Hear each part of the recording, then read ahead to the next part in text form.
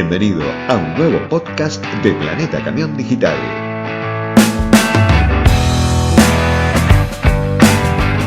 En 2016, Scania Argentina cumplió oficialmente 40 años de presencia industrial en nuestro país.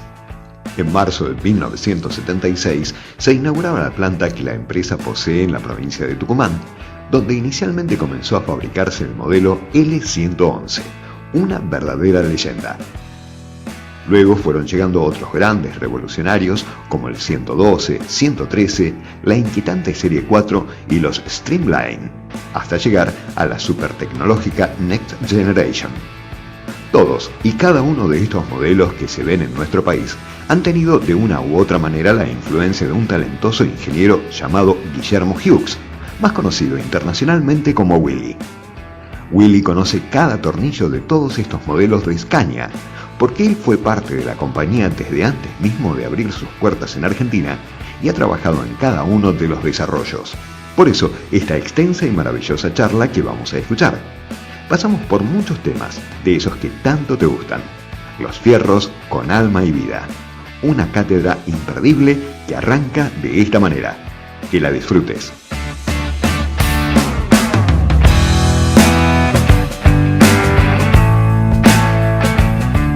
Bueno, el ingeniero Guillermo Willy Hughes, más conocido como Willy Hughes, una verdadera eminencia para nosotros en el transporte y para todo lo que tenga que ver con el conocimiento técnico del ámbito del transporte. Buen día, Willy, ¿cómo estás? Buenos días, Ricardo, ¿cómo estás vos? Qué gusto saludarte. Chico. Igualmente, Willy, hace bastante que no nos vemos, nos vimos mucho tiempo durante, qué sé yo creo que te conozco desde el año 99. Vos obviamente hacía mucho antes que ya estabas en Scania, pero para nosotros que empezamos en el 99, la primera empresa que nos abrió las puertas en términos de información y tecnología y conocimiento, e incluso en pruebas, ha sido Scania de la mano de Willy Hughes. Así que reconocimiento de nuestra parte hacia vos, Willy. Gracias, Ricardo, muchas gracias. Bueno, Willy, como lo tuyo es lo técnico y es justamente lo que a nosotros más nos gusta, también nos gusta hacer un poco de historia. Y sabemos, la gente que está en la ruta, si hay un camión, a muchos camiones ama en la historia, obviamente de muchas marcas, pero hay un camión que ha sido motivo de admiración, de, entre comillas, de deseo por parte de los transportistas, que ha sido, sin ninguna duda, el Yacaré, el 111, allá por los años, a finales de los años 70. Ese es un vehículo que obviamente tiene mucho de tu impronta ahí, fabricado en Tucumán. Pero antes de hablar del camión, me gustaría también hacer un pequeño hincapié en tu ingreso a la compañía, que fue incluso, le recordamos a la gente que Scania inauguró en el 76 aquí en la planta en Tucumán, pero mucho antes vos ya estabas trabajando para la marca. Contame cómo fue eso, Willy. Sí, mirá, yo entré a trabajar en Scania en el año 73, en octubre del 73, yo entré en la empresa que tenía una pequeña oficina provisoria aquí en la ciudad de Buenos Aires. Y después en el 74 yo me mudé en el 75, a principios del 75 yo me mudé para Tucumán. Y en ese momento estaba en construcción la fábrica, o sea, estaban terminando de pelar las cañas de azúcar del terreno. Ajá. Y empezando a poner las columnas, ¿viste? Para construir todo lo que era la planta en Tucumán, ¿no? Sí. Así que sí, es cierto, conozco bien desde los inicios de la empresa. Yo en realidad fui el octavo empleado que tenía la empresa. Había algunos suecos y estaba yo también, ¿no? Una secretaria, alguna gente. Sí. Pero sí, en octubre del 73 entré yo en la empresa. ¿Vos ya eras ingeniero, Willy, en esa época? No, estaba estudiando todavía y bueno, después vinieron las épocas, viste, el año 74, 75, épocas difíciles en Argentina, no sé si te acordás vos. Sí, por supuesto. O sea que se me demoró un poco y bueno, terminé un poquito más adelante, pero ya estaba trabajando en Scania cuando me recibí de ingeniero, sí. ¿Y qué empezó haciendo Scania en ese momento acá en Argentina? Obviamente que sabemos cuál fue el modelo, pero ¿cómo empezó la producción de ese modelo? Bueno, mirá, el primer modelo que nosotros empezamos trabajando, quizás hay algún amigo omnibusero que se va a acordar, ¿no? Uh-huh. Había algunos ómnibus que se llamaban BR-76, que habían importado directamente de Suecia y tenían un motor transversal, el motor venía transversal atrás, ¿no? Ajá, qué Y interesante. tenían algunos problemas con la transmisión, esos vehículos, entonces se pidió justamente ayuda, que hiciéramos un kit para modificar esos vehículos de motor transversal a motor vertical, a motor longitudinal, como son ahora los Sí, ómnibus. Así sí. que yo trabajé bastante en ese proyecto de buscando qué piezas nuevas había que poner para poder enderezar el motor, vamos a ponerle Sí, así, sí, ¿no? sí, para ponerlo derecho. Sí, mando angular, la entrada del diferencial, bueno, una serie de cosas bastante interesantes.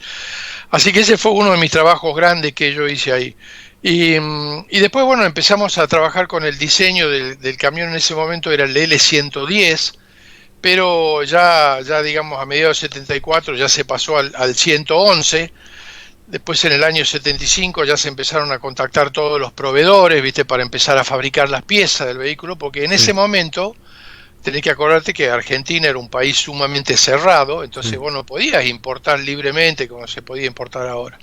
Entonces había que fabricar todo, la cabina, nosotros la armábamos todo, comprábamos las chapas, ¿viste? La chapa del Sí, piso, la sí. chapa esta, las vigas, todo eso se compraba localmente. Inclusive las piezas del motor, el árbol de leva, hasta tapas de cilindros se fundían en la zona de Tandil.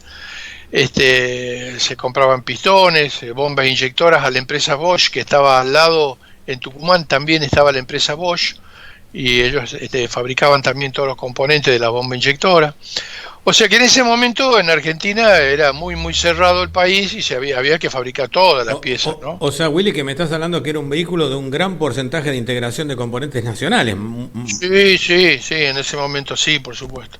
Claro que sí. Ahora se fabricaba prácticamente, en ese eran dos modelos, ¿viste? Chasis corto o chasis largo, y así empezamos, ¿no? Claro, Eh, y después era la cabina chica o la cabina larga, que prendió inmediatamente la cabina larga. sí. Y había dos versiones de motor, con y sin turbo. Ujú. Y la caja siempre era una de 10 velocidades, una excelente caja de cambio. Bueno, y así se fue avanzando y cada vez haciendo más y más, digamos, más cantidad de componentes. Después ya realmente empezamos a ofrecer muchas variantes y no daban ya las cantidades. Al haber más variantes eran menores volúmenes de las variantes, Claro, entonces algunas claro, variantes teníamos que importarlas. claro. Y en ese momento, digamos, la industria automotriz argentina, con el Falcon, el Renault 12 y todo lo demás, digamos, se fabricaban muchos componentes aquí, pero la economía de escala no daba, ¿viste? Claro, No daba. claro, claro. Era un camión en ese momento, yo me acuerdo también que costaba como $140.000 el camión en ese momento, no sé, era dólares de ese momento, era Claro, muy claro. caro. Era caro, Sí, claro, sí. claro, claro, Y a pesar de que era un camión sumamente simple, claro. relativamente simple a lo que tenemos hoy, ¿no es cierto? Sí, sí, bueno, Pero bueno, la tecnología y así avanzó. sí, y así fuimos viendo las necesidades del mercado. En ese tiempo había necesidades de algunos camiones 6x4, que empezamos a fabricar 6x4, después empezamos a fabricar 6x2 directamente de fábrica, con un eje trasero que era levadizo de fábrica. Ujú. Era un eje propio de Scania, ¿no? Sí, Bueno, y seguimos adelante y fuimos cambiando muchas de las cosas.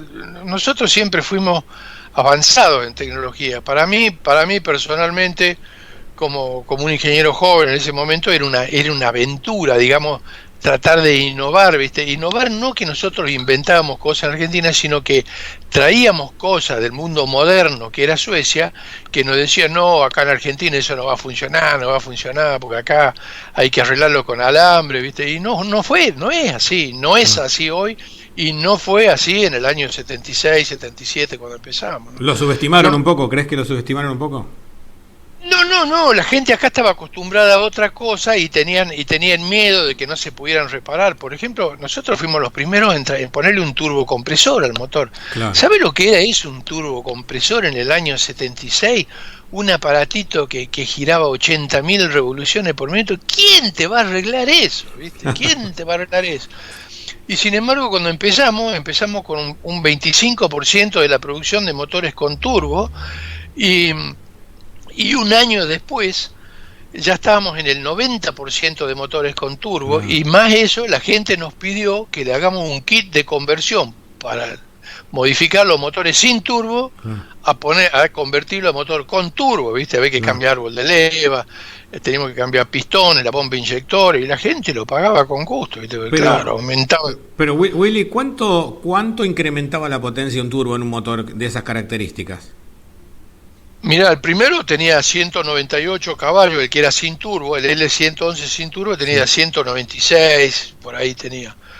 Y esa misma versión con turbo, tenía algunos componentes internos diferentes, llegaba hasta los 290 caballos. Pero o sea, aumentaba... 100 caballos.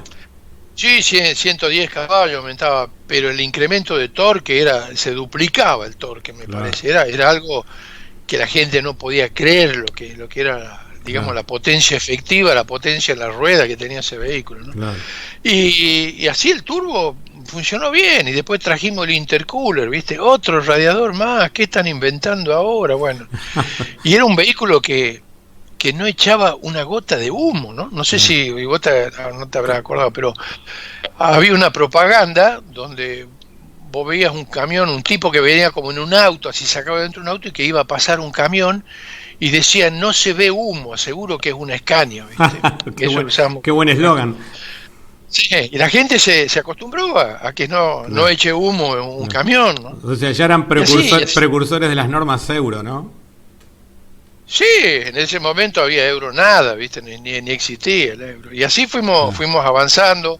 También cuando empezamos con el aire acondicionado, ya fue más adelante, en el año, ya no me acuerdo bien, pero en el año 90 más o menos nosotros empezamos a utilizar un gas nuevo. Hasta ese momento se usaba freón, y nosotros no queríamos usar freón porque los suecos decían que contaminaba la atmósfera, la capa de ozono. Entonces empezamos a usar un gas que se llamaba R34A. Y los fabricantes de acá nos decían: ustedes son locos, solamente a ustedes se le ocurre esa cosa, ¿viste? Acá el freón no hace nada, Argentina es muy grande, no hay camiones, ¿viste? No hay vehículos con aire acondicionado. Y nosotros insistimos y no pudimos obtener que los reparadores y todo esto de aire acondicionado pusieran gas ese. Entonces tuvimos que traer todo nuestro equipamiento, todas las bombas de vacío, todas las cosas que nosotros utilizábamos para poder utilizar ese gas nuevo, y de a poco nos fue siguiendo toda la industria.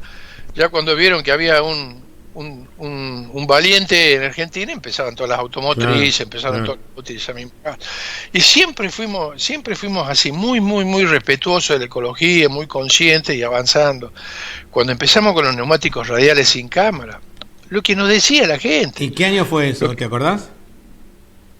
No, debe haber sido en el año, alrededor del año, a ver, yo estuve en Tubasta en 95, habrá sido por ahí, por el año 90 también, cuando empezamos con... Bastante más adelante. Sí, me acuerdo que trajimos unos camiones suecos, unos 92, modelo P92, que tenían un motor de 8 litros, 6 cilindros, una belleza, ¿no? Y trajimos los primeros, y con unas pruebas los trajimos como neumáticos radiales sin cámara. Y la gente decía que era una maravilla. Nosotros dijimos: mira, lo larguemos a la calle, no digamos nada y escuchemos, porque hasta ese momento eran todos críticas. ¿Quién te va a parchar un radial sin cámara? ¿Quién te va a hacer esto? Y lo trajimos todo con una marca de neumático francesa, no te voy a decir quién es, pero eran radiales sin cámara francesa. Sí. Y cuando le preguntábamos a los choferes así muy disimuladamente: che, ¿cómo te andan las gomas del camión? Una maravilla, mirá, probá, no se mueve un auto, no se pincha nunca, ¿viste? Bueno, y a la miércoles, ¿no? Chao, dijimos, acababan radiales sin cámara para todo. El estudio de mercado era así, digamos: salgamos con esto a ver, que una vez que se use, a ver qué ocurre con el mercado, ¿no?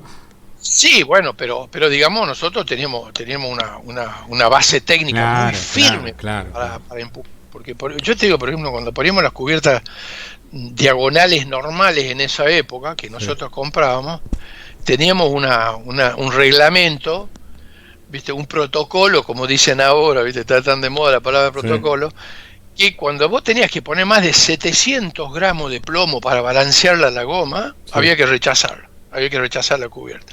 Entonces me acuerdo que nosotros armábamos la cubierta, ponemos, bueno, la llanta en la máquina, le poníamos la cubierta, la girábamos, nada, era un desastre, la girábamos un poquito sobre la llanta, girábamos de vuelta, de vuelta, de vuelta, hasta que lográbamos lo mejor posible y después le poníamos plomo. Y si llegábamos a 700 gramos y no se balanceaba, le rechazábamos la cubierta. 700 gramos, ¿te imaginas de plomo? Casi 1 kilo, una locura.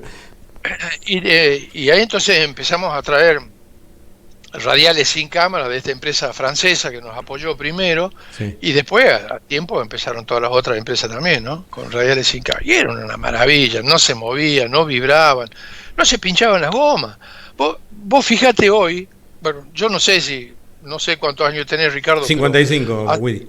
Bueno, vos habrás visto hace muchos años atrás, cuando era chico, que ibas en la ruta y era común ver a los camioneros con la goma pinchada. Totalmente, ¿viste? Sí. Con el gato, la botella hidráulica, sí. Levantando la goma, sí.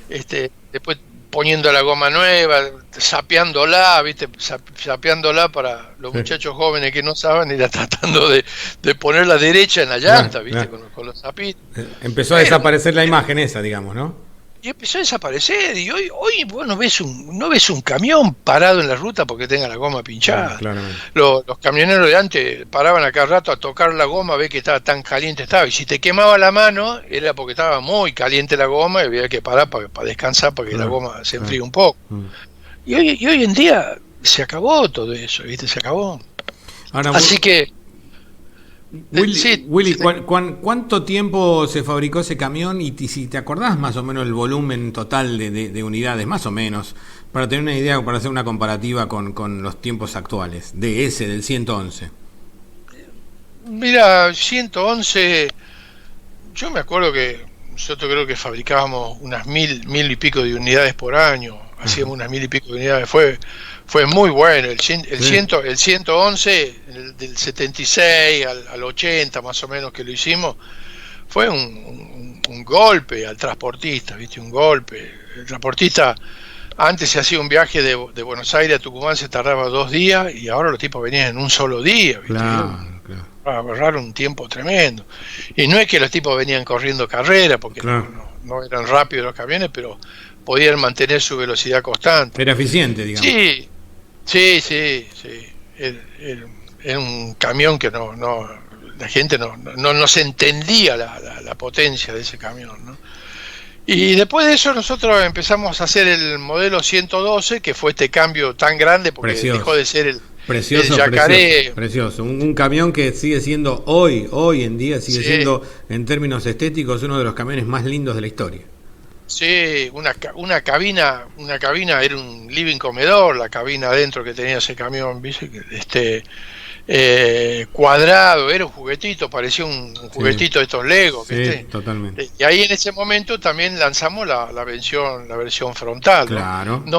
Nosotros no fuimos los primeros en hacer una versión frontal porque había 2 camiones antes. Bueno, yo ya no estaba, yo puedo mencionar algunas marcas. Estaba el Fiat 619, ¿te acordás? Sí, señor. Y también estaba la gente de Deutz, hacía un camión. Sí. La gente de Deutz hacía un camión con un motor V8 que también era muy lindo camión. No tenía mucha potencia, pero era muy lindo camión, con cabina frontal, ¿no?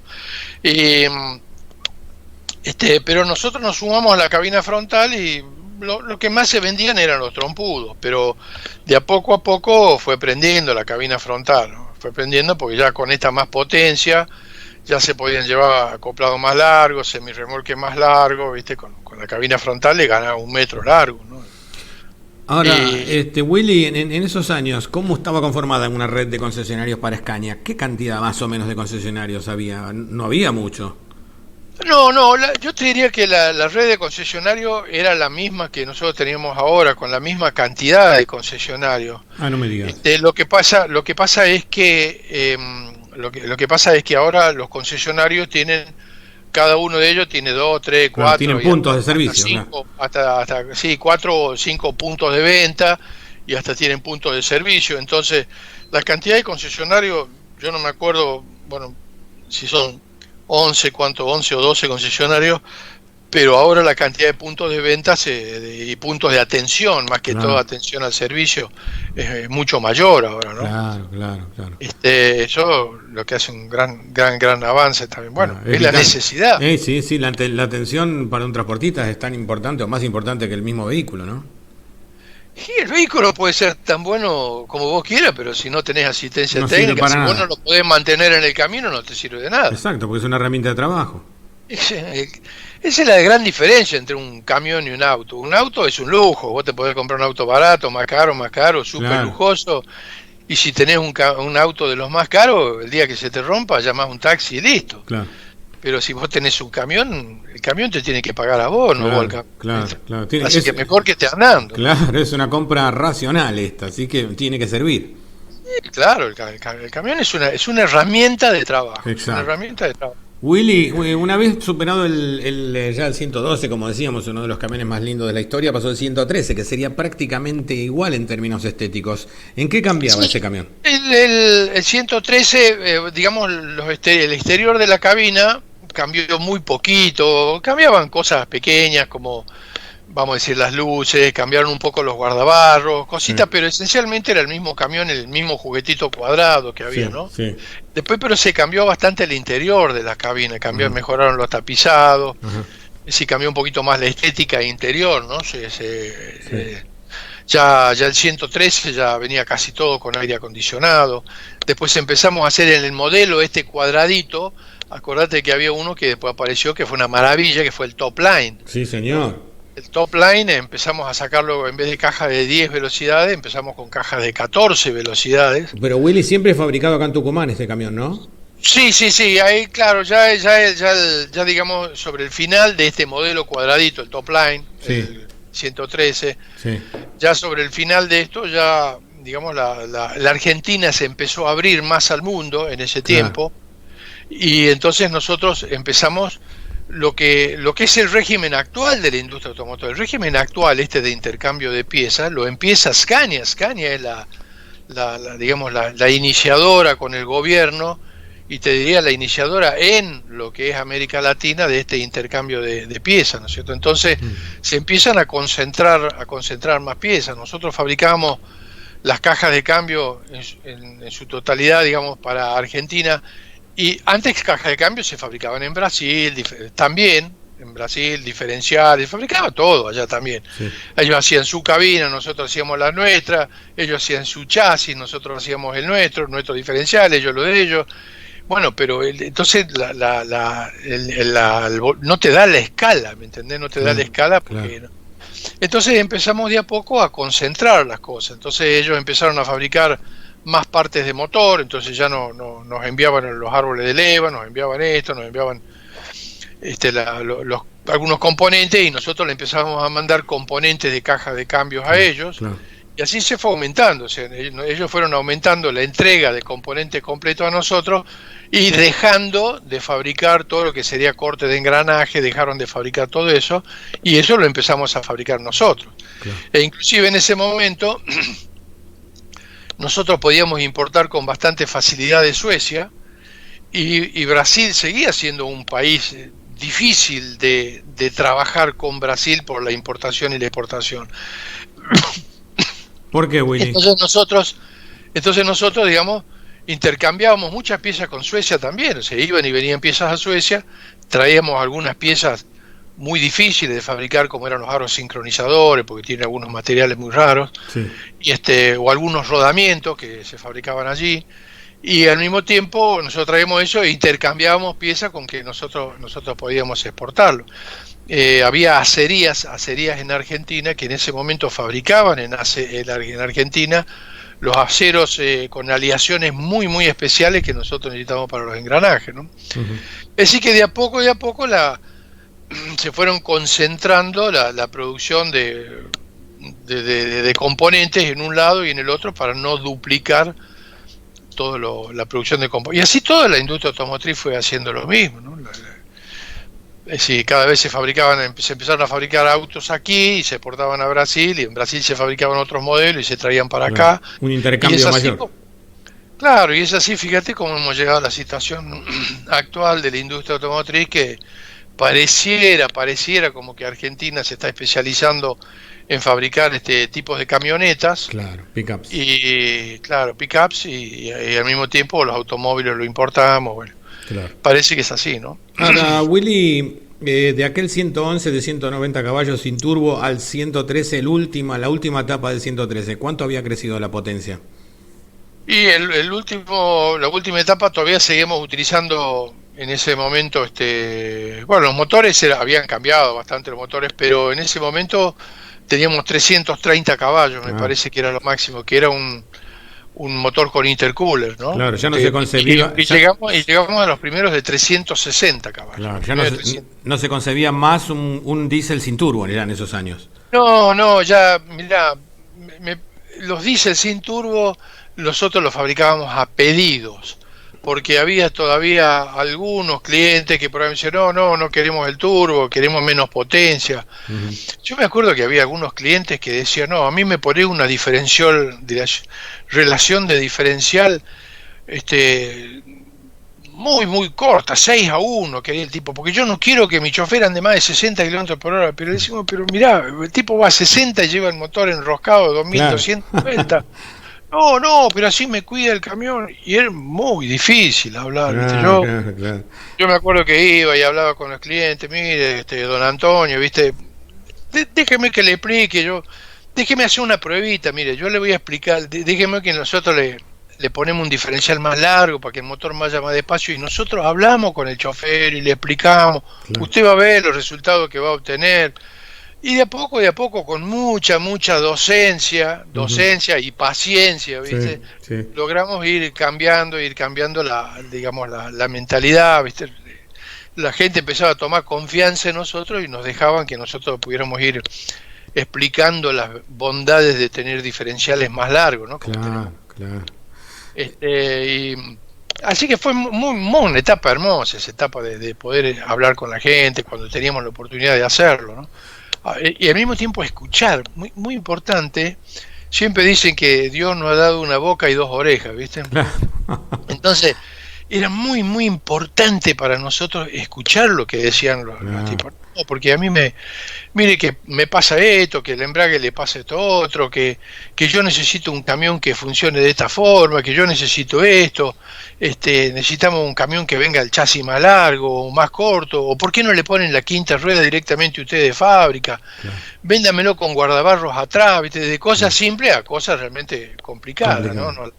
Por ejemplo, la relación de la caja de cambio no me sirve en la alta montaña porque me saltea mucho los cambios. Bueno, y uno escucha, te va formando una opinión, vas viéndolo.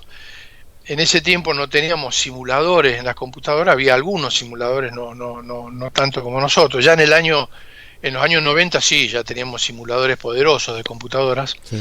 Y íbamos escuchando y logramos adaptar la producción a más lo que necesitaba el transportista en Argentina, o sea, ponerle la quinta rueda de fábrica con sus guardabarros, poner esto, cambiar las relaciones de las cajas, cambiar relaciones diferenciales, diferentes capacidades de ejes delanteros, de suspensiones, ¿viste? Había muchas cosas que fuimos nosotros adaptando, había gente en los interiores de la cabina también, querían una cama, querían dos camas, algunos no querían ninguna cama, ¿viste? Bueno, todo uno fue adaptando de a poco. Y así fuimos produciendo vehículos más y cada vez más de acorde a lo que quería la necesidad del transportista argentino, ¿no? Willy, cuando ya al final, ¿en qué año fue? 98, si yo mal no recuerdo, se lanzó la serie 4 de Scania. Ya ese fue el final. Sí, ese fue el final del 113. El final del cuadradito. Hicimos claro. Fue en el 98, exactamente. 98. Sí. Ahora, ese camión 100% fabricado en Brasil. Bueno, no, lo que era fabricado en Brasil era, digamos, toda la parte de la cabina. No, en ese momento se fabricaban, digamos, había muchos componentes que nosotros fabricábamos todavía en Argentina, las cajas de cambio completas, los diferenciales completos, y mandábamos muchos componentes nosotros a Argentina, se montaban en el camión y después el camión volvía para acá. Había muchos componentes, muchas piezas, parabrisas, ventanas laterales, luces, se intercambiaban muchas piezas, ¿viste? Se intercambiaban muchas piezas para poder hacerlo así. Ese en el modelo que vos me decís, el 114, me acuerdo que habíamos hecho un frontal, todavía había un frontal, ¿te acordás? Sí, claro. Era muy bonito el frontal Sí, ese, claro. era muy bonito, era más redondito, era un camión hermoso, también con una cabina espectacular el frontal ese que salió el 114. Y bueno, y con el tiempo dejamos de fabricarla porque la gente cada vez menos y menos no... Lo que se llamaba el Serie T, decís, estamos hablando del Serie T. Serie T, exacto. Claro, que sería el camión con trompa. Con trompa. Claro, Y que prácticamente... es la misma cabina si uno lo mira al lateral, la misma cabina, nada más que sin trompa, uno con y otro sin. Lo que pasaba es que la sensación de tamaño que daba el Serie T era bastante más elocuente, ¿no? Parecía, daba la sensación que era un camión más grande, de mayor porte. Sí, hermoso era, porque, claro, vos lo que tenés que hacer es sacar el motor de adentro de la cabina. Entonces, ¿qué diferencias básicas tenía? Que en la Serie T vos cambiabas el plano, el piso que tenía el buche para que entre el motor, Claro. vos le sacabas el buche, le ponías un piso, digamos, plano, yo te lo estoy simplificando en un extremo, Sí. le ponías un piso plano y el motor lo empujabas para adelante. Claro. Entonces te quedaba una cabina que era para hacer Espaciosa, un baile, claro. una cabina Espaciosa. muy espaciosa. Claro. Y el motor lo empujaba para adelante, y bueno, había que hacer un capó externo, qué sé yo. Claro. Inclusive, no sé si viste, pero hay alguna gente en Suecia que ha hecho de las últimas cabinas, Sí. han hecho modificaciones con trompa, como- sí. con trompa, ¿viste? Bueno, han hecho Sí. cosas Sí.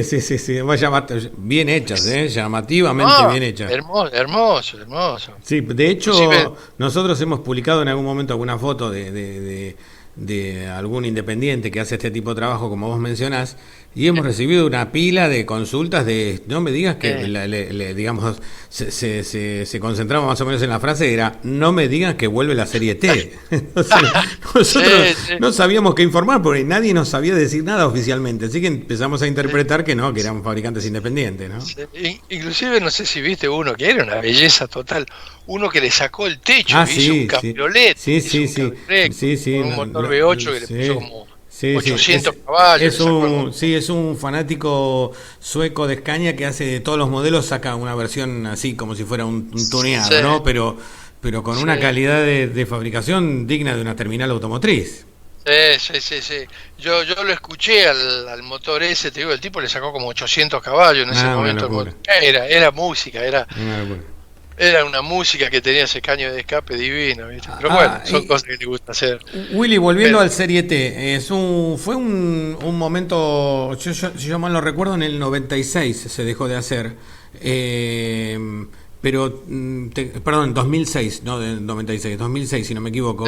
Te consulto, ¿hubo, digamos, reclamos por parte de los transportistas? Porque recuerdo que era un camión muy querido por los transportistas, si bien lo que vos dices es cierto, que rinde más porque al no tener la trompa tenés mayor capacidad de carga, me parece que el tema de seguridad en algún momento a algunos les hacía un poquito de ruido. ¿Es probable que fuera así?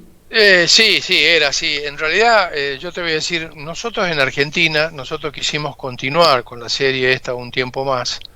En Brasil particularmente, que era muy conocido, nosotros vendíamos más camiones frontales que, digamos, en proporción, ¿no? Porque Brasil tiene 5 veces la población nuestra y ellos siempre venden 4 o 5 veces más camiones que nosotros por año. Claro. Pero en proporción nosotros vendíamos más camiones, digamos, frontales que ellos vendían mucho los trompudos. Sí.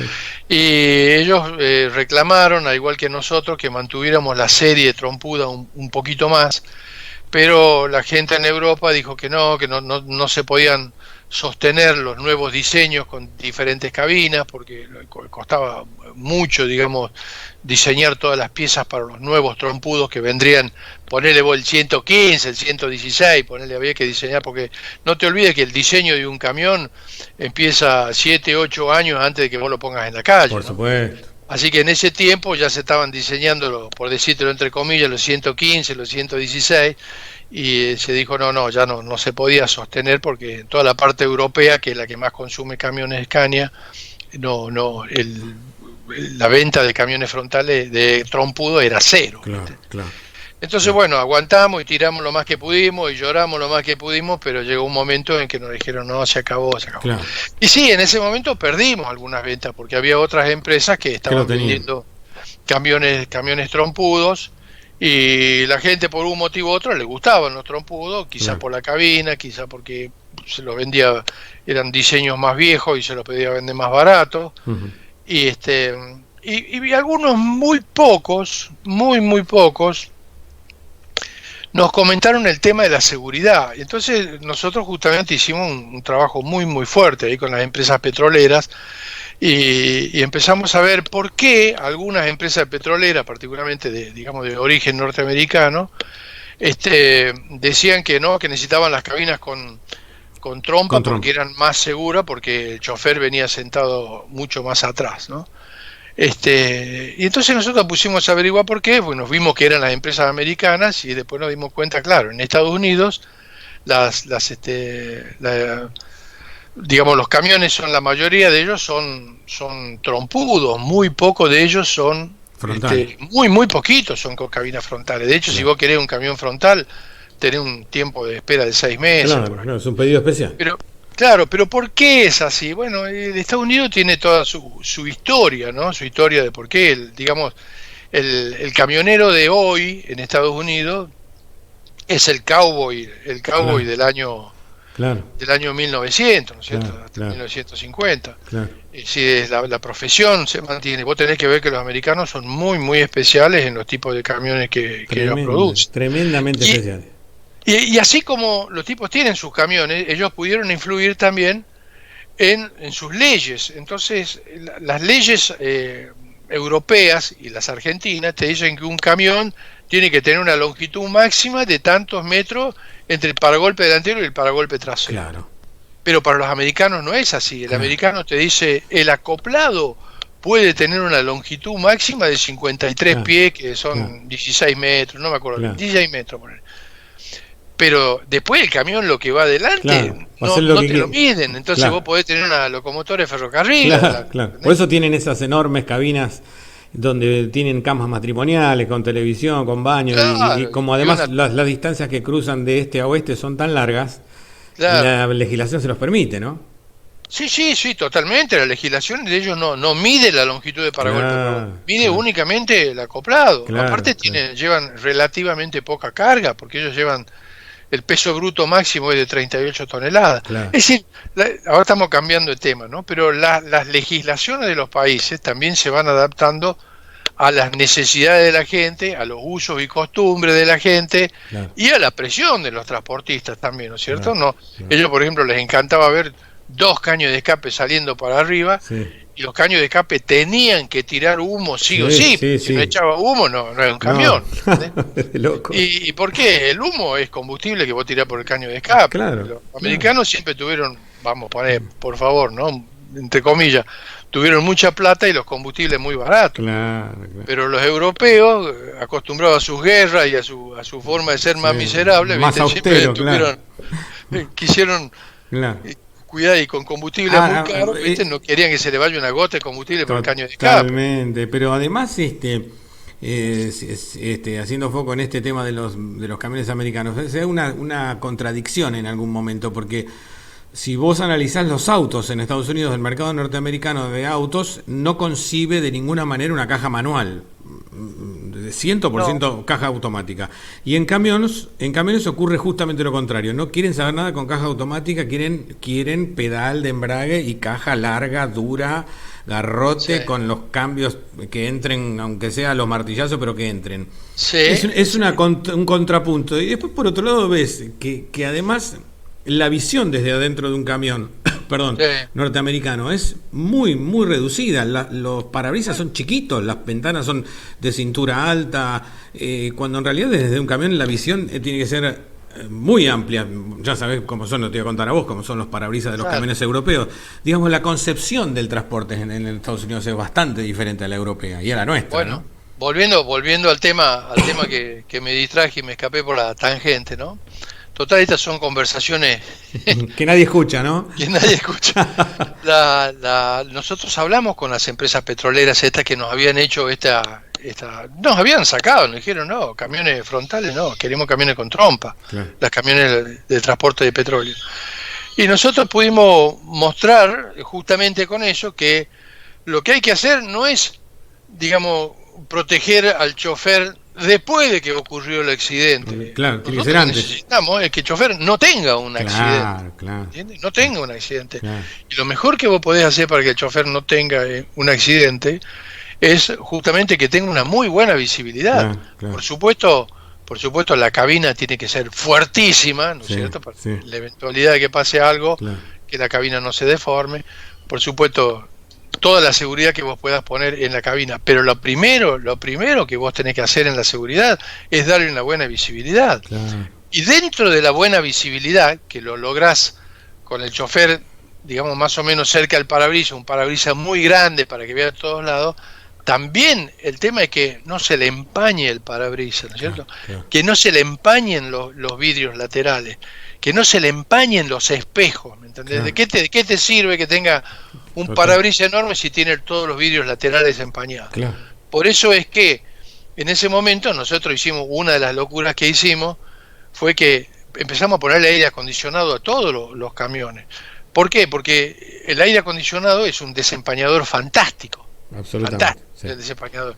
Y no solo eso, sino que pusimos sobre las puertas laterales, pusimos todas boquillas que tiraban aire, del aire acondicionado, que tiraban aire, digamos, hacia los vidrios. No te olvides que el camión, digamos, tiene unos vidrios enormes, ¿no? Si vos comparás con el vidrio de un auto, es 5 o 6 veces el tamaño del vidrio del auto. Totalmente. Entonces con eso nosotros podíamos, digamos, mantener los vidrios laterales perfectamente secos y sin empañar.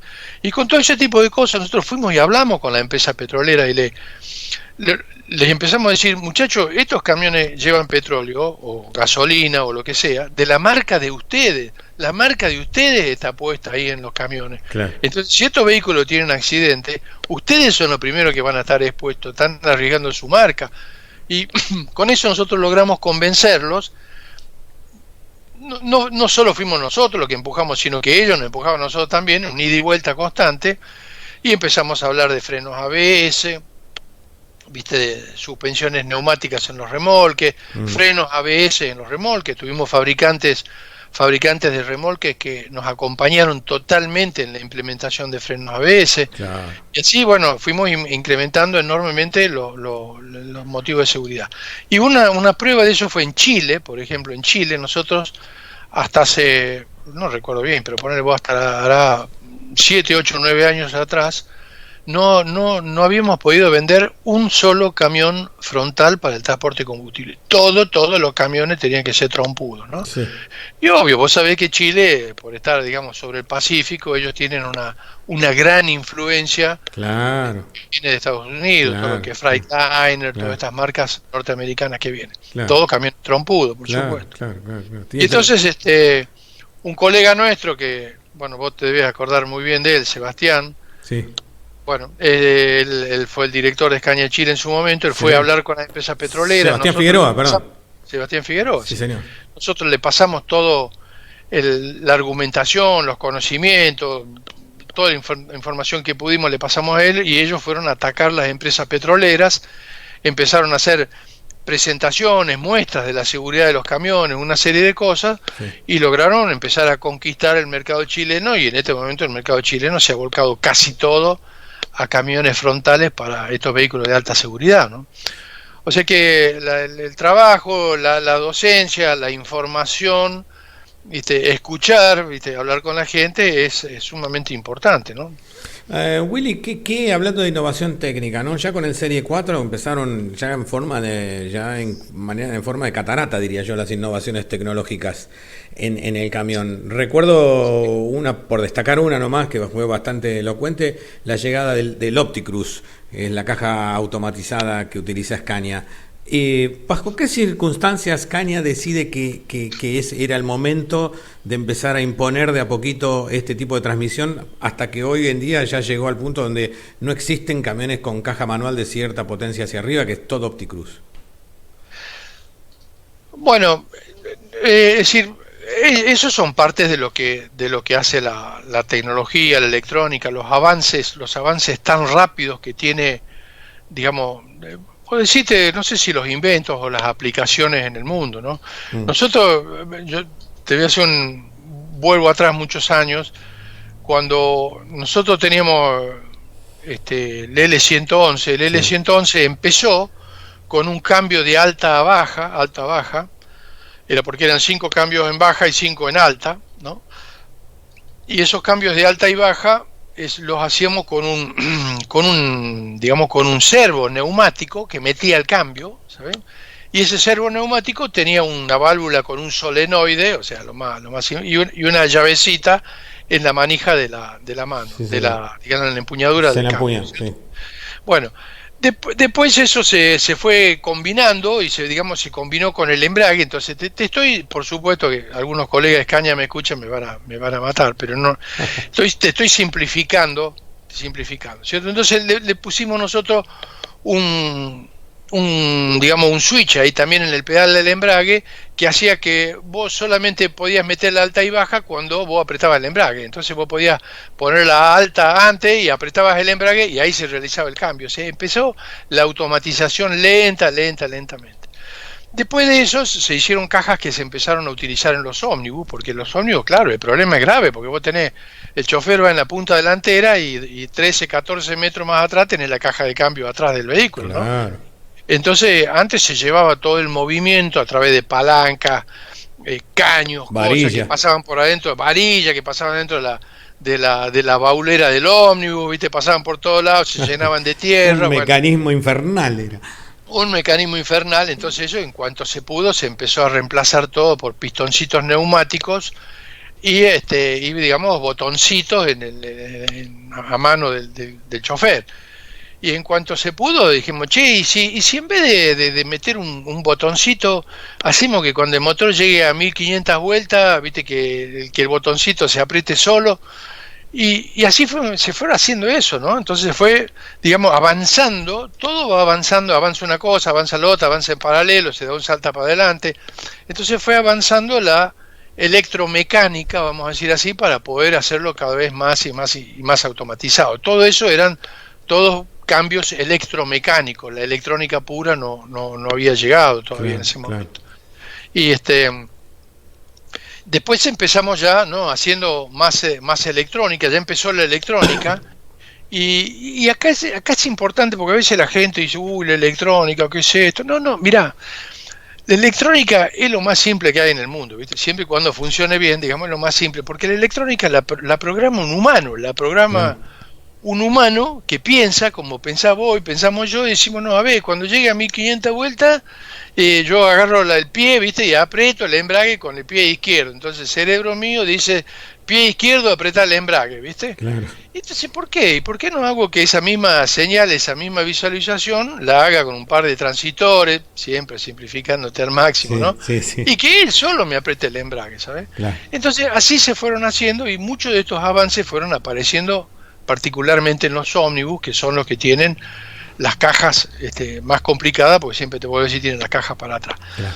Se avanzaba, había algunos problemas, por ejemplo, de contactos, ¿sabes? Habría problemas de contactos eléctricos, porque a veces los contactos eléctricos se mojaban con agua o los lavaban con la hidrolavadora, entonces hubo que mejorar toda la parte de contactos eléctricos.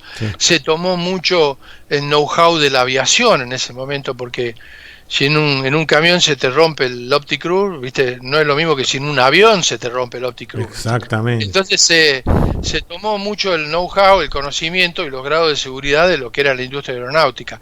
No te olvides también que en ese momento la empresa, digamos, nosotros teníamos una entidad que se llamaba Saab, que era fabricante de automóviles y de aviones también. Sí, señor. El Saab tenía la especialidad de ello era lo que era la aviónica, justamente, ¿no es cierto? Exactamente. Entonces, mucho de esa aviónica se empezó a utilizar, ¿viste? Se empezó a utilizar en los autos primero y en los camiones también. Ese know-how es importantísimo.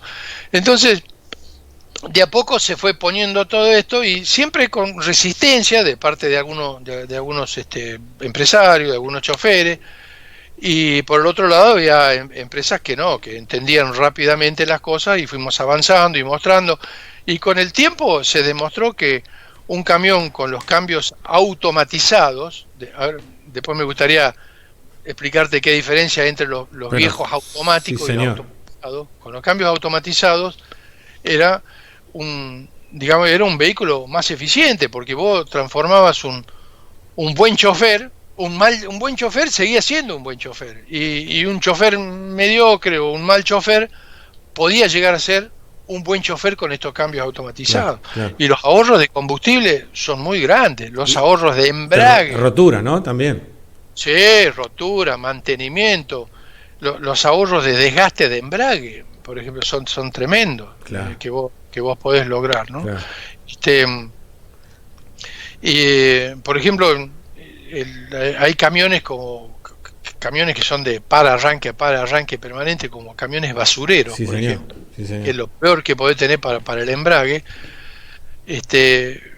Hay camiones que el embrague nuestro, digamos, terminaba durando 8 meses, 12 meses, que los tipos decían que era muy, muy bueno, ¿viste? Porque que un embrague en un basurero te dure 8 meses, claro, o 12 meses es inaudito. Claro. Se consideraba que normalmente el embrague al mes y medio había que cambiarlo. Qué bárbaro. Y cuando se empezaron a utilizar algunos camiones que con sistema de embrague completamente automatizado, el OptiCruise, el embrague iban pasando 3 años y todavía no me he escuchado nada, ¿viste? Claro. Entonces, claro, quiere decir que la durabilidad de los embragues es mucho mayor cuando vos tenés una electrónica que fue programada totalmente por un humano,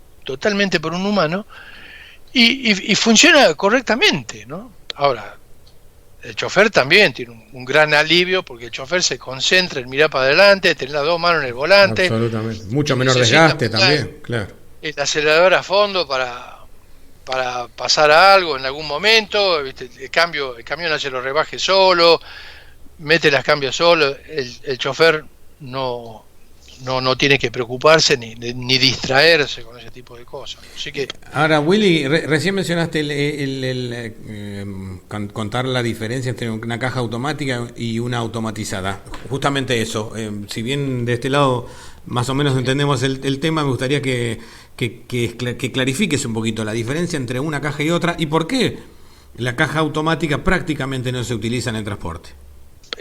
Digamos, anteriormente, vamos al año 80, ponerle, ¿no? Hasta los años 90, por ahí, vos tenías 2 tipos de caja. La caja mecánica, que eran engranajes comunes mecánicos, y había un embrague que vos lo apretabas a pie, y, digamos, la palanca de cambio que movía físicamente movía una pieza y se enganchaba un engranaje, enganchaba el otro, enganchaba esto, enganchaba el otro. Siempre con el embrague para poder desconectar la caja del motor, ¿no? Claro. ¿Entendés? Sí, señor. Sí. Bueno, entonces era un dispositivo que requería que alguien pise el embrague entre cambio y cambio y digamos, fuerza en el brazo y que sí, sí. Podía hacer cambios sin sincronizar, como vos bien dijiste que utilizaban los americanos, todo, sí, caja de diente recta, sí, o cajas sincronizadas, como utilizaban los europeos, ¿no es cierto? Pero sigue siendo una caja mecánica. Sí. Y después había cajas automáticas, por mencionarte una marca que la más conocida, Allison, la líder mundial, sí, conoce, que donde vos no tenés un embrague, vos lo que tenés es una pieza que se llama un convertidor de torque, claro, que son como 2 paletas, una enfrentada a la otra, y todo en una cavidad, y todo eso lleno de aceite. Entonces el motor mueve una de las paletas, y esa paleta bate el aceite y lo empuja contra la otra paleta, y la otra paleta es la que está conectada a la entrada de caja de cambio, digamos, para mover la caja de cambio. Entonces no hay un enganche mecánico fijo entre el motor y la caja de cambio, sino que hay una pieza que son como 2 paletas todas bañadas en aceite que de alguna manera suavizan un poco el golpe mecánico de la caja, ¿no es cierto? Sí, señor, está claro. Y después yo tenía engranajes mecánicos también, que en vez de ser un engranaje uno arriba del otro, son engranajes uno adentro del otro, que se llaman epicicloidales, pero al fin y al cabo son engranajes de vuelta, ¿no?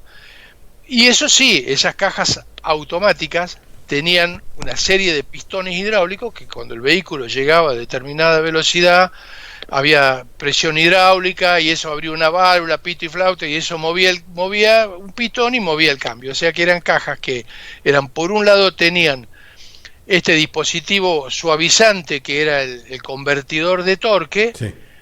y por el otro lado tenía engranajes de otro tipo, epicicloidales, uno dentro del otro, que digamos también se enganchaban o se desenganchaban por medio de presiones hidráulicas dentro. Pero ¿qué es lo que pasa? El embrague, entonces la gran diferencia es el embrague común. Una tenía un embrague que era un disco, que los camioneros todos conocen lo que es un disco de embrague, y el otro tiene un convertidor de torque. El disco es más bruto, si vos si vos soltaste el pedal, la agarra y agarra muy fuerte. Claro. En cambio el convertidor siempre resbala, ¿me entendés? Siempre resbala. Por eso tan suave. Claro. Entonces el convertidor de torque es muy suave, realmente. Entonces cuando en algunas aplicaciones todavía se necesita utilizar un convertidor de torque, en algunas podemos hablarla más adelante, pero digamos, la ventaja del convertidor de torque es la suavidad de arranque, la suavidad entre cambio y cambio.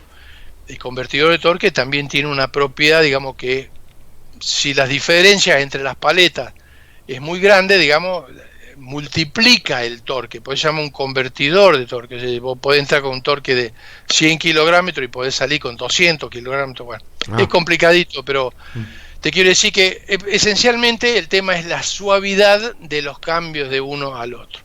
Pero ¿qué tiene de negativo? ¿Qué tiene negativo? Que esa suavidad, ese resbalamiento del aceite, ese resbalamiento producido dentro del aceite, hace que el aceite se caliente, digamos. No hay nada gratis en la vida. Entonces el aceite se calienta. Sí, sí.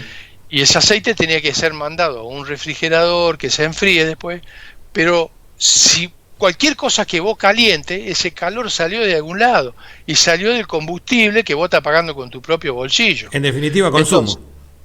Entonces es consumo, ¿me entendés? Consumo. Claramente. Ahora, ¿qué pasa? De vuelta, para los países ricos con precio de combustible bajo, No pasaba nada. el consumo es una consecuencia intrascendente. Claro. Para países pobres con costos de combustibles altos, hay que hacer lo que sea para ahorrar un litro de combustible. Entonces, hay países que se fueron hacia las cajas automáticas, que tienen su buena ventaja, la suavidad, como te digo, y hay países que fueron al pedal y la palanca por la economía.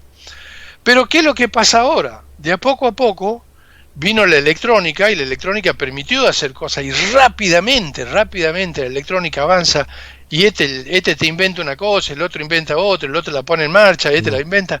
Vos fíjate, escúchame, los celulares, hablemos de los celulares. Hoy ya no tenemos más celulares, tenemos computadoras portátiles que por ahí con suerte hablan por teléfono, ¿no? Pero entonces así también avanzó la electrónica, y la industria automotriz la utilizó la electrónica. Entonces dijeron, pero ¿por qué no agarrar lo mejor de los dos mundos? ¿Por qué no agarramos la caja de cambio mecánica vieja, palanquera, con un embrague, y la controlamos toda electrónicamente? Entonces la controlamos con un cerebro electrónica que la programó un humano. Además, Willy, ingeniero. si me permitís, la electrónica también permite minimizar piezas mecánicas móviles, ¿no es cierto? Las cajas estas automáticas hidráulicas tienen un cerebro hidráulico que es complicadísimo, con válvulas, con esto, resorte, bolillas, complicadísimo. Tiene una computadora hidráulica. Una computadora hidráulica, te lo digo así fácil. Y todo eso se reemplazó por algo que está dentro de una caja, que va enchufada, que yo ni sé lo que hay adentro, viste, que no se mueve, no se rompe, no le pasa nada. Es decir, de pasar a tener en una caja automática de la vieja, te estoy hablando, a lo mejor 600 piezas hidráulicas, pasás a tener una sola cajita que la desenchufás y chao, ¿cierto? Claro, por eso te decía, sí. Claramente. Entonces, bueno, ¿y por qué no podíamos aplicar, digamos, el pensamiento humano que lo piensa una computadora? Pero de vuelta te digo, es el pensamiento humano que nosotros le enseñamos a la computadora a pensar, y que esa computadora nos dé pequeñas señales, y nosotros con los viejos pistones hidráulicos, viejas válvulas solenoides y todo lo demás, por supuesto ayornadas en cuanto a su calidad, a su cosa, obedecemos el pensamiento electrónico. Claro, entonces en vez de tener una mano que agarra la palanca y tira para atrás para que pase de primera a segunda, que lo haga un mecanismo y la computadora dice, che, pasame a la segunda. Y el problema más grave era sobre el embrague, porque cómo movemos el embrague, ¿viste? Nosotros, en un principio, vos te acordarás, había una caja de cambios que no accionábamos el embrague. Nosotros metíamos los cambios, Scania metía los cambios, Sí. y te digo Scania por decirte todo, las empresas automotrices también, metían los cambios igualando exactamente la velocidad del motor a la transmisión a la velocidad que tenía que ir. Sí. Entonces, cuando estaban los dos andando exactamente a la misma velocidad, Ahí entraba el el cambio. cambio sin utilizar el embrague. Sí, señor. Los muy viejos camioneros, los muy viejos, saben lo que es meter un cambio sin utilizar el embrague. ¿viste? Claro. Con mucho, mucho oído había que tener, y oficio. Yo tenía un rastrojero, un viejo rastrojero modelo 56 cuando era chico, joven, ¿no? Y también tenía la tercera y la cuarta era sincronizada, pero la primera y la segunda no. Entonces cuando vos tenías que mandar un rebaje de tercera a segunda, vos tenías que hacer doble embrague, Claro. soltar el embrague en el medio, acelerar el motor y meterlo. Y habíamos desarrollado un oído, era un poema, ¿viste? Meter los cambios. Igual de que la caja te haga ruido, porque el que estaba al lado te pegaba un mamporro en la cabeza. Era una ofensa. Era una ofensa, claro. Pero, bueno, uno aprendía, ¿no? Y los americanos también lo recontra sabían eso, porque los americanos usaron cajas sin sincronizar hasta bastante hace poco. Sí, sí, señor, por eso te decía, exactamente. Sí, sí. Exactamente. Y entonces, bueno, ¿cómo se resolvió el tema del embrague? Para que alguien me apriete el embrague, ¿cómo hago para que el vehículo arranque suavemente? Bueno, se hizo con un motor, hay un motorcito eléctrico que mueve un tornillo, y ese tornillo, de varias formas posibles, ¿viste? Mueve el viejo disco de embrague. Se mueve la horquilla, que mueve el disco de embrague para adelante y para atrás, el embrague agarra una agarra. O sea, seguimos en las cajas automatizadas, seguimos teniendo un embrague de disco, pero con un motor eléctrico que es el que lo acciona, o lo aprieta o lo suelta por medio de un tornillo. Exacto. Lo hace muy rápidamente, ¿no? Muy, muy rápidamente. Pero entonces nosotros podemos condicionar. O sea, nosotros le podemos decir a la computadora, che, computadora, no me saqué la pata del embrague tan rápido, ¿no? Claro. Entonces le decimos, soltámelo más despacio, ¿viste? Claro. Ya andamos bien ahí, ¿viste? Claro. Ya estamos... Pero no había, digamos, el riesgo de lo que se llama quemar el embrague soltándolo despacio. Bueno, y entonces aprendimos de vuelta, entonces dijimos, che, pero escúchame, no me quemé el embrague, ¿viste? Entonces no me aceleré el motor a fondo y lo solté. Acelerámelo como máximo a 800 revoluciones. Y cuando esté 800 revoluciones, me lo soltás así de despacio. Entonces, nosotros aprendimos, le enseñamos a la computadora y la computadora, digamos, hacía lo que nosotros queríamos. Entonces, en este momento, un camión que es automatizado, que no tiene pedal de embrague, vos por más que mandé el acelerador contra la chapa del fondo, el motor va a llegar a 800 vueltas y el embrague se va a soltar relativamente despacio. Ahora, esperá, esta computadora nosotros le hemos enseñado, pero han seguido aprendiendo, ¿no? Y entonces llegó un momento que la computadora misma empieza a aprender. O sea, vos decís que estamos en la época de los marcianos, ¿no? La computadora aprende también. Claro. Entonces la computadora... Me da un poquito de temor esto que me decís. Bueno, pero es así. Entonces la computadora aprenden ahora muy rápidamente. Y entonces la computadora dice, che, pero me cuesta arrancar este vehículo. El camión está pesado. Claro. ¿No? Entonces vos lo vas a arrancar una vez y el camión va a determinar que está pesado. Claro. Lo próximo que hace la computadora dice, a ver, ¿cuánto pesa este camión? Y averigua el peso del camión. Ahora te voy a decir cómo lo averigua, ¿no? Pero averigua cuánto pesa este camión. Sí. Y si el camión está pesado, no arranca en tercera o en cuarta. Claro. Te mete una segunda o te mete una primera. Claro. Y también, en algún momento dice, che, pero me cuesta salir. ¿Estaré o no en una subida? ¿O estaré en una bajada? Entonces pregunta a la computadora, che, ¿estoy en una subida o estoy en una bajada? ¿Viste? Sí. ¿Cómo hacemos nosotros para que haga eso? Bueno, para saber si estamos en una subida o en una bajada, hay una pequeña cajita, siempre, perdóname Ricardo, que a veces hay que súper simplificar las cosas, Sí, me ¿no? encanta, me encanta. Que tiene una bolilla dentro de la cajita, y si el camión está inclinado para arriba, la bolilla se va para atrás y marca, viste, que el camión está en una subida. Como un nivel, una cosa así. Un nivel electrónico, ¿me entendés? Bueno, va a decir no se puede hacer. Bueno, hoy todos los teléfonos celulares tienen niveles también, Sí, ¿viste? sí. Entonces, es un nivel electrónico. Y si el camión está en una bajada, entonces también el camión sabe que está en una bajada, ¿viste? Y entonces en vez de arrancarte en segunda, no, arranquemos en cuarta, ¿viste? Que vamos a arrancar en segunda. Claro. Y entonces ahí tenés una forma de que el camión aprende, y te aprende en cada arrancada que vos hagas, el camión sabe si está en subida o está en bajada y se autoprograma de vuelta para arrancar. Es toda información, caudal de información recibe todo el tiempo. Información. Y entonces, para ver si el camión, cuánto pesa el camión. Bueno, hay varias formas de saber cuánto pesa, pero la forma de saber cuánto pesa es cuando logra arrancar el camión. La computadora, a igual que lo que piensa, ¿cómo sabe el humano? Che, qué pesado que está este camión. ¿Por qué fue? ¿Porque fue a buscar una balanza a ver cuánto pesa? No, el camionero sabe, tiene experiencia y dice, miércoles, estoy apretando el acelerador y le cuesta, ¿viste? Salir del camión ¿no? O le cuesta, mirá lo que cuesta. Lo mismo hace la computadora del camión, porque hubo un humano que le enseñó que así iba a hacerlo. Entonces la computadora dice, a ver, estoy en tercera y estoy con el acelerador casi a fondo y la aceleración del camión es muy baja, porque el tiempo que tardo en pasar de 30 a 35 kilómetros por hora son 5 segundos, y si pasara en 3 segundos es porque está más vacío, si pasa en segundos está más lleno. Entonces, así mide el camión si está pesado o si está liviano, o si está arrastrando otra cosa atrás, ¿viste? Está arrastrando un acoplado o si está arrastrando dos acoplados atrás. Entonces el camión inmediatamente, una vez que arrancó una vez, ya sabe que el camión está pesado. Y entonces la próxima vez que vos arranques, te mete los cambios desde más abajo. En vez de arrancarte una tercera, te arranca en una segunda. Y si vos estás en una subida y pesado, te va a arrancar en primera. Claro. ¿Me seguís? Claro. Es decir, el camión aprende, pero todo aprende de la información que le da el hombre. Que le dio el hombre, que el hombre sabe. Por eso, fíjate vos que la gente en Suecia, yo me acuerdo, mis colegas en Suecia, ellos tienen siempre en el laboratorio, tienen 60 o 70 camiones ahí en prueba permanentemente. Y todos los ingenieros, que hay unos 3.000 ingenieros trabajando ahí en Suecia, ellos tienen que saber manejar. Si tienen registro de conducir camiones, tienen una serie de ventajas, digamos, en su trabajo, ¿no? Ojo que sacaron un registro para conducir camiones en Suecia, por lo menos son 3 años de estudio, ¿no?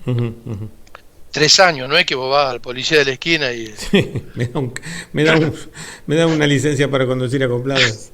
No es el caso. Ahí tenés que esperar 3 años. Entonces todos los técnicos que trabajan ahí, muchos de ellos, la gran mayoría, tienen licencia de conducir camiones, y ellos pueden sacar cualquiera de estos 60 o 70 camiones que hay en el pool de camiones, pueden sacarlo para irse de vacaciones, para irse el sábado o el domingo a pescar, para llevárselo a la casa, para llevar a su chico a la escuela, lo que sea. O sea que el tipo que está diseñando un camión tiene que saber de lo que está hablando. Tiene que saber, recabar información todo el tiempo. Tiene que recabar información, se los manda que trabajan en empresas de transporte, o sea, la gente sabe lo que está haciendo y aprenden y piensan. Bueno, después por supuesto se habla mucho con los transportistas, se habla mucho con choferes muy experimentados, se trabaja para el desarrollo, va saliendo en conjunto. Por ahí se hace un experimento y no sale bien, bueno, te vas a la vida muerta con esa y va para otro lado. Pero digamos, de esa forma se va avanzando. Pero como, volviendo al tema original, la electrónica vino a ayudar de vuelta en la parte de las cajas de cambios, y entonces ahora vos podés tener el mejor de los dos mundos. O sea, vos tenés una caja totalmente mecánica con un embrague de disco, y la automatizás totalmente. Entonces te vas con una caja buena, digamos, segura, de muy bajo consumo, pero totalmente automatizada, ¿no? Claro. Entonces, por eso es que están quedando de lado casi todas las viejas cajas que son convertidor. Ahora, las viejas cajas con convertidor también se han actualizado mucho, porque ¿qué es lo que han hecho algunos fabricantes? Utilizan de vuelta, no, a mí el convertidor me encanta porque arranca muy, muy suavecito. Bueno, ok, ponemos un convertidor que arranque muy, muy suavecito, pero le ponemos un embrague mecánico también que haga de traba, lo que se llama un lock-up, ¿viste? Entonces el convertidor anda un cachito, un ratito, y ya cuando deja resbalar lo bloqueamos mecánicamente, le pasamos un perno y no resbala más y no consume más combustible, ¿no? Es decir, las cosas van avanzando de a poco por un lado o por el otro, pero hoy en día hay muchas cajas, diferentes fabricantes le llaman diferentes nombres, secuenciales. Sí, sí, sí. Ahora, O- Willy, bueno, la caja automatizada marcó obviamente un hito, ¿no? Un quiebre en la sí, historia del transporte. sí, Pero sí, sí. otro aditamento muy interesante que nosotros lo hemos conocido con Scania y de tu mano, obviamente, cuando nos explicaste cada detalle, que me Sí. gustaría de alguna forma reproducir en pocas palabras, ha sido el retarder. Contale un poquito a quienes nos está escuchando para qué sirve el retarder y cómo funciona y en qué condición funciona un retarder. El retarder es un gran invento, es un gran invento de seguridad, un gran invento. Vos sabés que, vamos a decir, cuando vos estás manejando tu auto, la mayoría de nosotros somos choferes de auto, aficionados, como dicen los americanos, te dicen que los que manejan autos son aficionados y los que tienen camiones son profesionales para manejar. Sí. Podemos discutirlo, pero bueno. La cuestión es que nosotros que manejamos auto, cuando vos vas con un auto y vos querés, estás llegando a un semáforo en la esquina, vos lo primero que haces es soltar el acelerador, ¿viste? Cuando vos Sí. soltás, más o menos el auto va frenando porque el motor lo frena, digamos. Claro. Y después, último momento, apretá el freno y yo pone el punto muerto.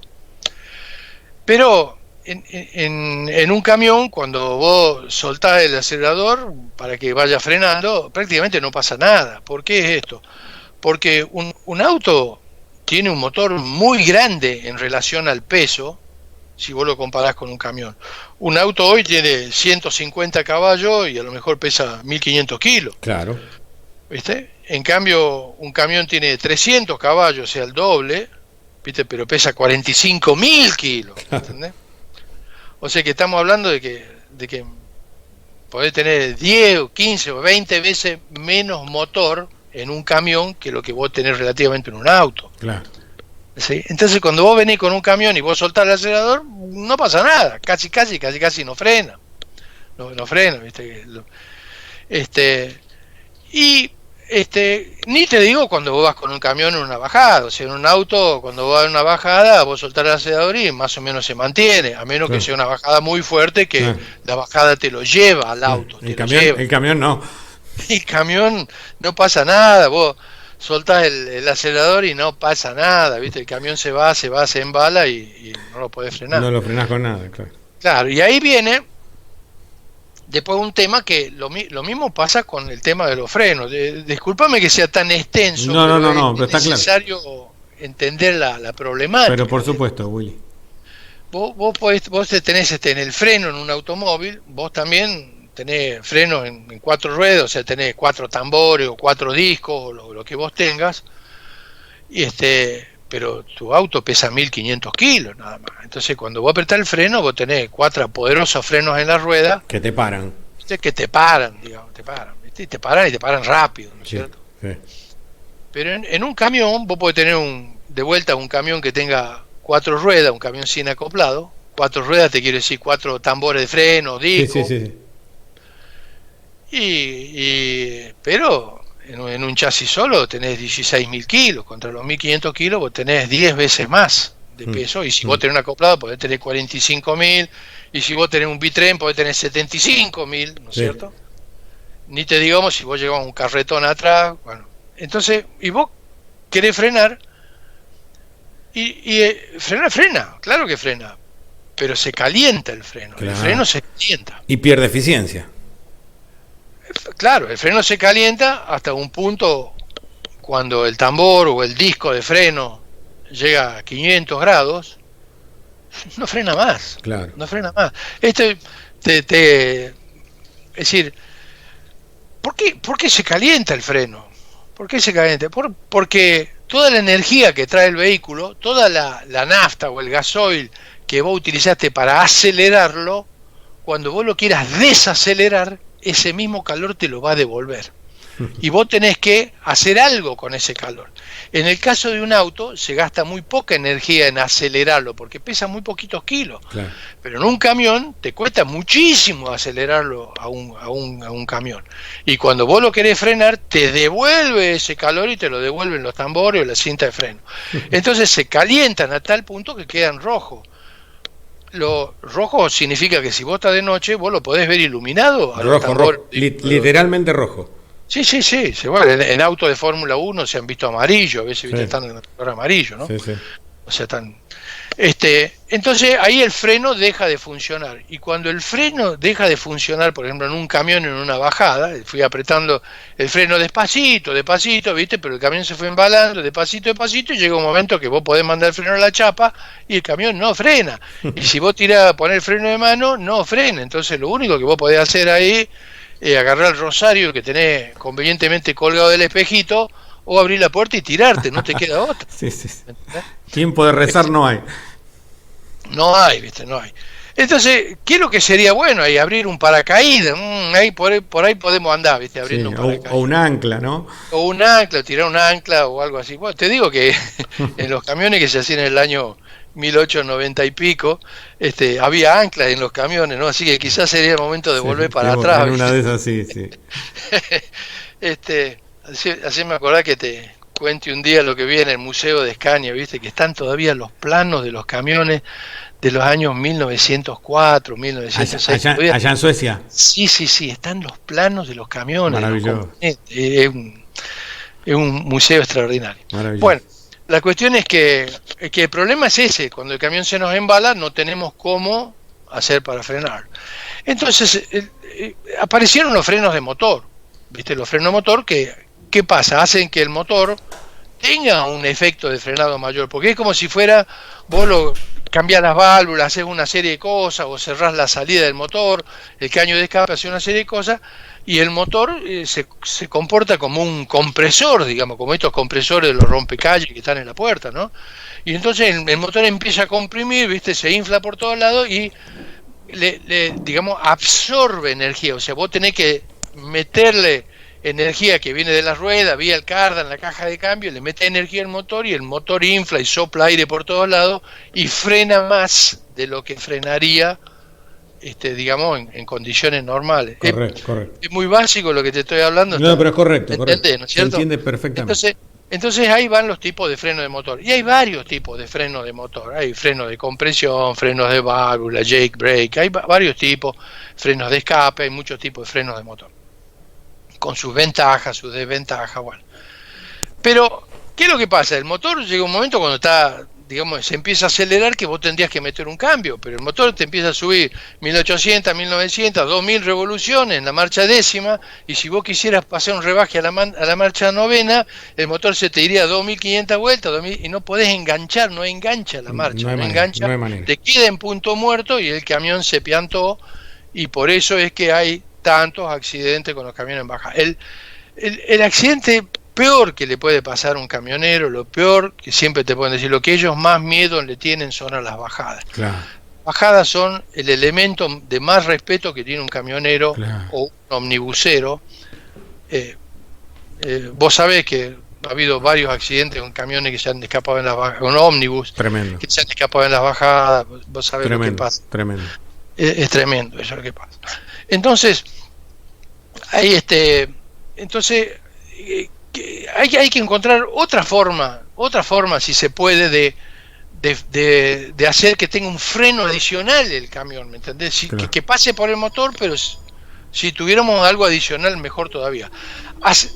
Hace mucho tiempo inventaron unos frenos que iban puestos en el cardan, es como un generador eléctrico, sí, muy grande puesto en el eje cardan, sí, un electromagnético. Sí.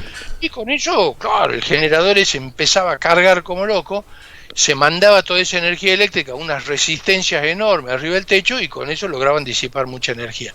Estaba buena la idea, estaba muy buena, sí, la idea de frenarlo al cardan. Sí. Entonces, ¿qué es lo que es el retarder? El retarder es exactamente eso, es un freno en el cardan, o sea, hay una serie de engranajes que toman la potencia del cardan, y lo pasan a través de unas paletas hidráulicas. ¿Te acordás lo que hablamos hace un ratito? Sí, de las cajas. El convertidor en la caja de cambio. Sí, señor. El convertidor tenía este problema, entre comillas, ¿no? Entre comillas, este problema que hacía que el batirlo al aceite producía que el aceite se calentara. Sí. ¿Sí? Entonces, eso es lo que hace el retarder. Maximiza ese efecto de calentar el aceite. Lo maximiza, pero a volúmenes muy grandes. Claro. Entonces, cuando vos tenés este juego de paletas enfrentadas una delante de la otra y vos querés frenar, vos lo llenas de aceite a eso, o sea, apretás un botón, el botón de freno, la computadora ordena lo que vos quieras, se llena de aceite y el aceite va de una paleta, empuja contra la otra no quiere girar, lo calienta el aceite como loco y ese aceite recaliente se manda a un mecanismo que termina sacando el calor afuera a través de un radiador. O sea, el aceite se calienta el agua del radiador, el agua del radiador se va al radiador y el ventilador empieza a girar como loco y lo saca el calor por ahí. Es decir, en vez de sacar el calor, o en vez de que el calor de la frenada vaya a las ruedas, Sí. esa cantidad de calor lo sacamos vía el radiador del motor, que para eso el camión tiene un radiador muy grande, Claro. ¿cierto? Entonces logramos absorber la energía, ya sea de la velocidad o la energía de una bajada, la energía que trae una bajada, la absorbemos en esas turbinas hidráulicas acopladas al cardan. De vuelta te lo estoy simplificando extremadamente, pero Sí. acopladas al cardan, y te sacan esa cantidad de calor a través del radiador. Entonces vos lográs con eso que el camión que viene en una bajada, vos podés aplicar el retarder manualmente, tiene 5 potencias de aplicada, Sí. o que se aplique automáticamente si vos tenés un control crucero, por ejemplo, que lo pusiste a 80, bueno, que te mantenga 80 en la bajada, sacando el calor a través de del cardan que está girando, empieza a bombear aceite y te saca el calor a través del radiador del motor. Claro. Entonces vos lográs un freno muy bueno, especialmente cuando el cardan está girando rápido. Sí, Entonces, sin utilizar frenos auxiliares, digamos. O sea, no no. utilizar el freno auxiliar y sin utilizar el freno del motor. Claro. Ahora, cuando ya está yendo más despacio el camión, que el cardan va girando más despacio, entonces ya no podés sacar tanta energía del cardan. Entonces ahí aplicás el freno del motor, porque el freno del motor, digamos, la velocidad del motor se multiplica porque viene del cardan para atrás. Entonces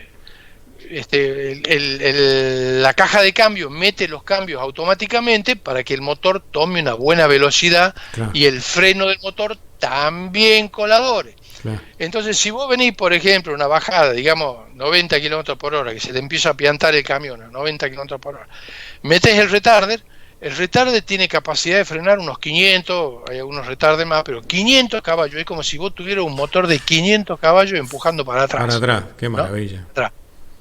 Y al mismo tiempo, si todavía con eso no logra contenerlo, engancha el freno de motor todavía. Y el freno de motor le puede meter 400 caballos más o más también. O sea ¿no? que sumás 900 caballos de frenada, ¿podés? Sí. O sea que es lo mismo que si vos tuvieras un motor de 900 caballos empujando para atrás. O sea, en ese caso el freno auxiliar prácticamente no se toca el pedal de freno. No, el freno mecánico no lo toca. No lo tocas. Si vos tuvieras una emergencia porque se cruzó alguien adelante o yo que sé qué cosa, obvio, vos podés apretar el pedal de freno y lo clavás al camión. Sí, pero no hace falta. ¿De dónde venimos? Venimos de un camión que tiene los frenos completamente fríos porque Claro. no los has utilizado. Claro. No es que el camión ya tiene los frenos recalentados de la bajada y vos le pedís el último esfuercito y el camión no te va a frenar. Claro. Entonces, vos con el retarder y el freno de motor, pero digamos con el retarder y el freno de motor, tu camión tiene un enorme efecto de frenado. Y con eso prácticamente no usas los tambores de freno o los discos de freno. Y no solo que no lo utilizás, no se calienta la pieza, sino que tampoco se desgastan al no utilizarlo, ¿no? Mirá, Claro. yo siempre cuento una cosa, no sé si el propietario de la empresa me estará escuchando, pero somos buenos amigos con él, que nosotros tuvimos el caso de unos ómnibus que trabajaban en una zona muy, muy montañosa, ¿no? Y esta empresa, con muy buen criterio, ellos cambiaban las cintas de freno cada mes. Cada 30 días te iba a decir, sí. Sí, cada mes ellos cambiaban porque había muchos caminos de tierra, caminos asfaltados, pero con arena, viste que Sí. la arena molía los frenos, viste, Sí. adentro, y se gastaban la cinta de freno. Y entonces, cada 3, 4 cambios de cinta de freno había que cambiar los tambores de freno también. Y ellos hacían, por norma de la empresa, ellos estaban cambiando la cinta de freno todos los meses. Era un camino arduo, ¿no? Sí, Un camino sí, que sube sí. los 3.000 y pico de metros y baja, y a la vuelta sube hasta los 3.000 metros, baja y va y viene dos veces por día por ese camino. O sea, de 3.000 metros de altura hasta el llano y de 3.000 metros de altura para el otro lado para el llano de vuelta. Entonces era una condición muy, muy particular. Esto es un extremo, ¿no?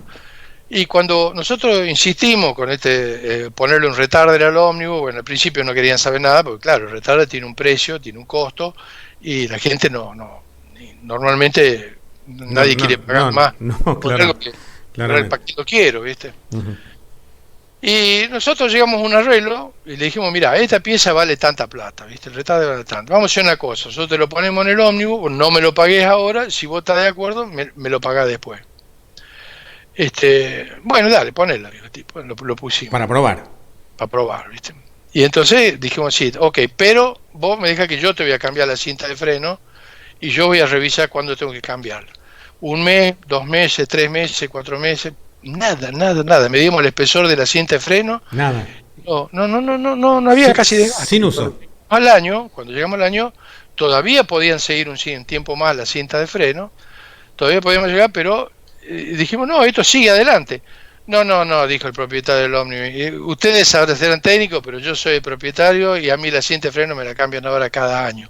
Pero pasamos de un mes a un año, a 12 meses. Es decir que el retarder es una pieza que funciona muy muy bien. Y hoy yo te puedo decir hoy que conductor o empresario que prueba un camión con retarder no vuelve atrás. No.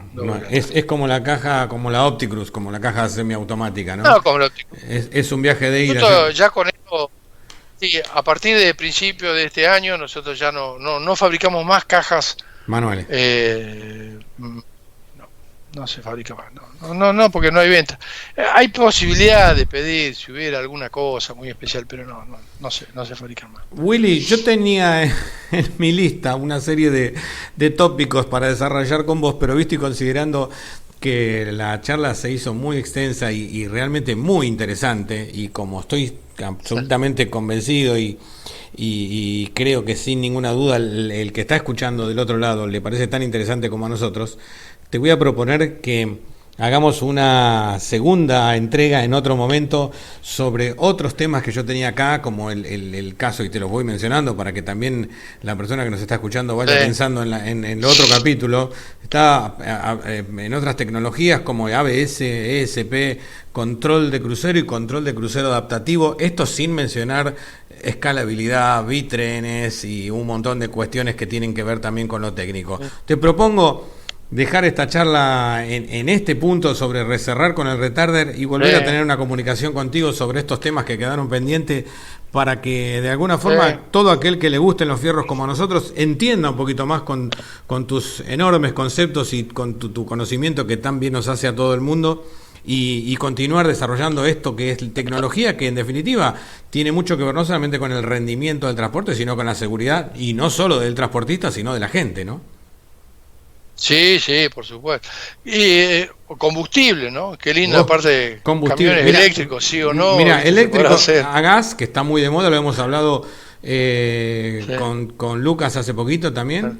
Y algo muy interesante que yo también quería hablar contigo sobre inyecciones, ¿no? Cómo ha ido evolucionando la inyección en los motores diésel, ya sea por las bombas, después por el Common Rail, inyector bomba, y ahora de nuevo con Common Rail, bueno, vos conocés muy bien los sistemas XPI con extrema alta presión.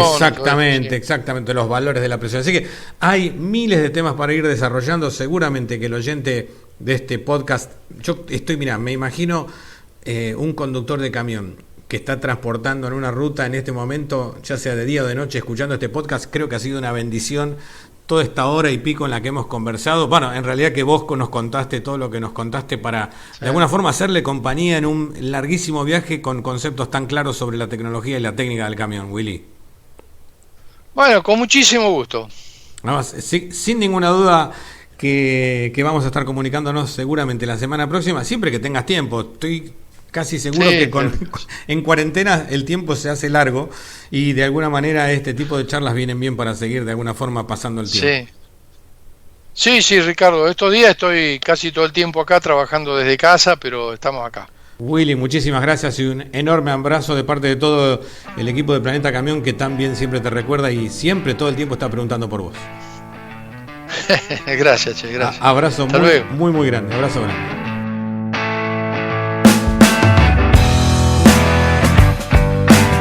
Bien amigos, esta maravillosa charla de fierros y tecnología no queda terminada.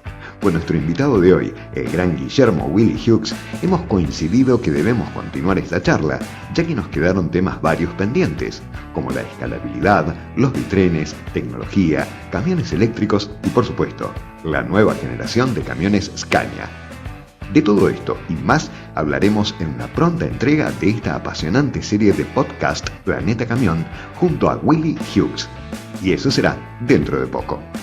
Mientras tanto, no olvides que podés escuchar este podcast en nuestro canal de Spotify, también en nuestro canal de YouTube o suscribiéndote a nuestro WhatsApp al 11 40 55 0312 para recibir esta y otras novedades digitales de Planeta Camión. Será hasta el próximo podcast con un nuevo y destacado invitado del ámbito del transporte. Nos estamos encontrando. A cuidarse.